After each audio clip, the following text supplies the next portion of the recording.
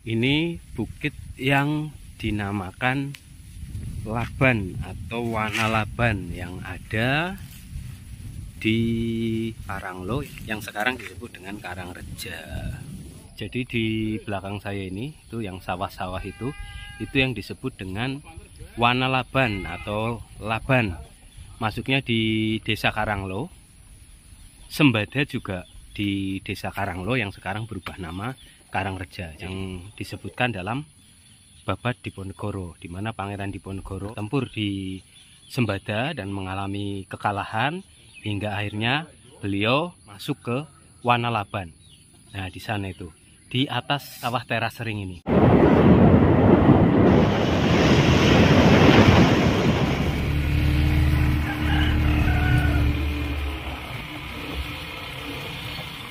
Di Karanglo, sekarang ganti nama Karangrejo, itu dulu Karanglo. Nah, di tempat inilah Maduseno diungsikan ya, yang nantinya dari Ki Maduseno lahirlah Ki Bodronolo. Kita akan melihat batu lumpang yang dulu diungsikan di zaman Mbah Maduseno dan Mbah Bodronolo.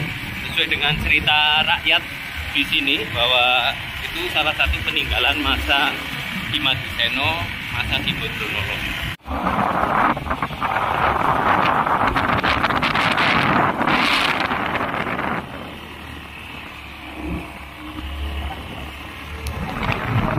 Sapi.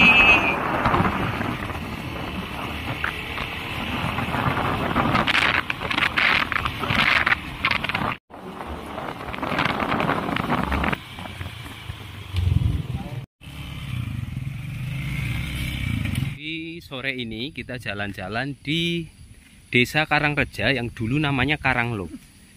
Riwayat Desa Karangreja atau Karanglo ini sudah dikenal sejak zaman Mataram Islam awal, di mana putra dari Ki Ageng Mangirwonoboyo atau cucu dari Panembahan Senopati yang bernama Ki Maduseno yang nantinya menurunkan Ki Bagus Bodronolo diungsikan di Kademangan Karanglo. Nah, di sini juga ada peninggalan di masa itu berupa lumpang yang sekarang dipindah di bawah. Selain riwayat Ki Maduseno dan Ki Bodronolo yang ada di sini, di Karanglo ini erat kaitannya dengan masa Perang Jawa, di mana di Babat Diponegoro disebutkan adanya peperangan Pangeran Diponegoro dengan pasukan Belanda di Dukuh Sembada. Pangeran Diponegoro di situ mengalami kekalahan, kemudian masuk ke Wanalaban. Baik Sembada maupun Wanalaban itu berada di Desa Karangreja atau Karanglo. Di depan saya ini, inilah yang disebut dengan Wanalaban. Sementara di timurnya nanti ada Dukuh Sembada. Nah, di utaranya yang kita lihat gunung itu adalah Gunung Paras, di mana di situ juga ada situs peninggalan berupa petilasan dari Pangeran Diponegoro dan Ki Hajar Ularan dan juga Kolopaking ketika perang di Kebumen Utara. Dari Karanglo ini atau Karangreja ini ke barat nanti ada Desa Panunggalan yang sekarang bernama Kebakalan, sementara Panunggalannya menjadi Dukuh. Di Panunggalan ini pun tercatat dalam Babat Diponegoro adanya pertempuran Diponegoro yang menjadikan Panunggalan sebagai markas, tetapi kemudian juga berhasil dikuasai Belanda. Ada benteng kecil di sana yang sekarang sudah rata. Nah, markasnya itu yang sekarang menjadi makam Kedung Maling yang dikenal dengan nama Wirabaya Wirakontala. Itu sebuah sanepan ya, sebuah simbolis bahwa Wirabaya itu berani mengatasi bahaya, tetapi juga ketika terpepet ya harus menghindar untuk menyelamatkan diri agar tetap selamat. Wirabaya Wirakontala, berani untuk kontal atau berani untuk menyingkir. Di dalam Babat Diponegoro, di Panunggalan itulah markas Pangeran Diponegoro dan kediaman dari Kolopaking IV saat berada di Panjer Utara. Awalnya Kolopaking itu memindah pemerintahannya yang tadinya di Panjer Selatan, kemudian karena bisa dikuasai oleh Belanda, pindah ke utara di Baniara. Tapi kediamannya ada di Penunggalan atau Kebakalan, sebelah barat dari Baniara menyeberang Sungai Lukulo. Kalau di Baniara atau Panjer itu masih Panjer Utara, masuk ke Kecamatan Karangsambung.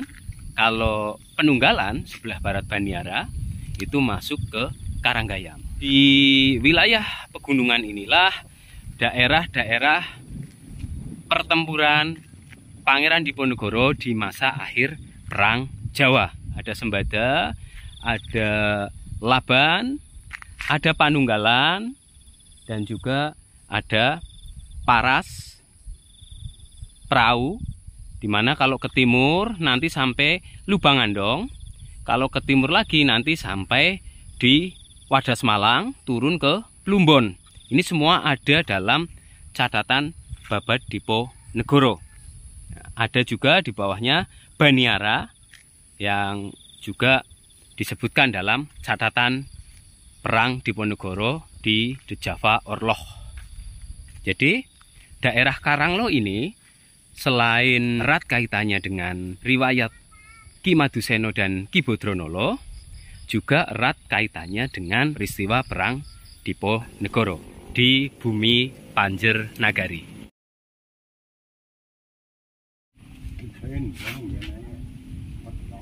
Saking pundi?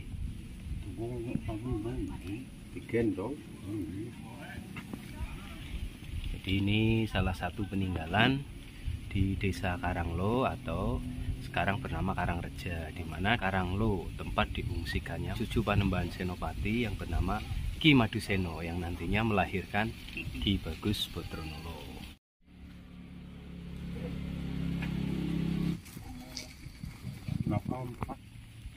Iku riwayate sing gendong riyen sinten namine? Nayawangsa Nini. Nini Nayawangsa sing gendong niku nggih. Oh, berarti waune mboten teng mriki terus digendong teng mriki nggih. Nek anu batam mereka niku gunung. Waune teng nginggil niku. Gunung napa namine? Niku dhuwur niku griana asline niku. Depok nggih mriki. Kok Laban wau nggih. Laban mriku Sembada. Tapi itu sih mlebet Karangreja sedaya nggih, Karanglo nggih.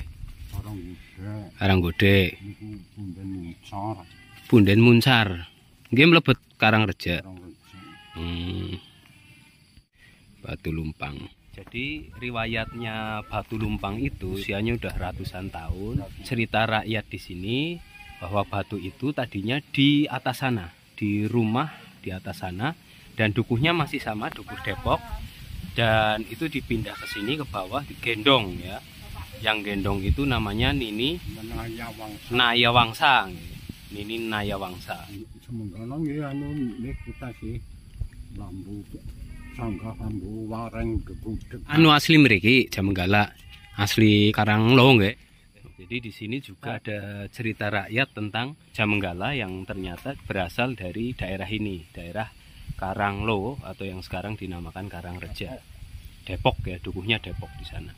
Nini Nayawangsa itu makamnya juga di sana. Jadi sore ini kita ada tambahan informasi, ternyata ada cerita rakyat di daerah sini bahwa Jamenggala merupakan tokoh yang berasal dari daerah ini, daerah Karanglo. Jamenggala diceritakan di masyarakat sini kalah oleh Kanjeng Banjar, gimana? Kalah ilmu dengan Kanjeng Banjar. Nah, ini siapa Kanjeng Banjar yang kita juga nggak tahu ya. Ku tesi dulur berarti niku Jamenggala kali Nayawangsa napa? Si kaya dengan niku iki Nayawangsa. Kalah teng pundi? Sembada nggih. Sinten niku, Mbah? Sing perang niku. Niku Duka.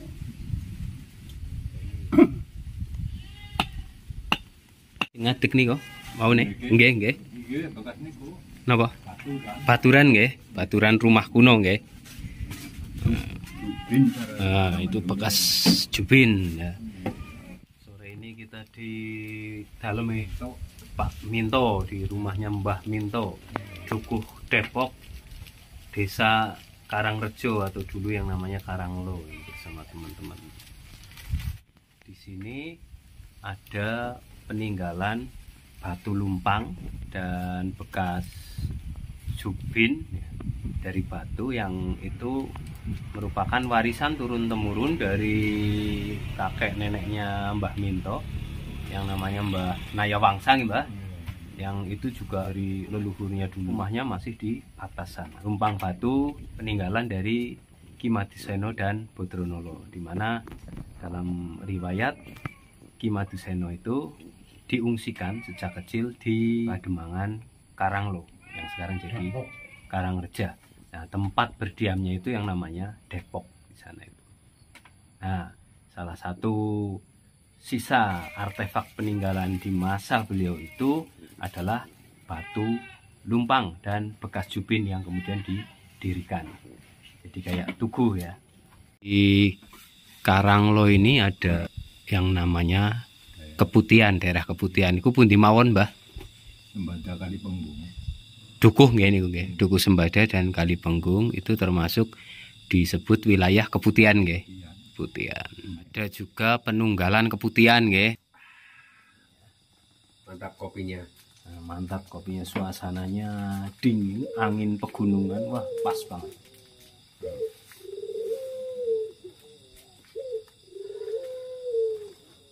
Kopi dan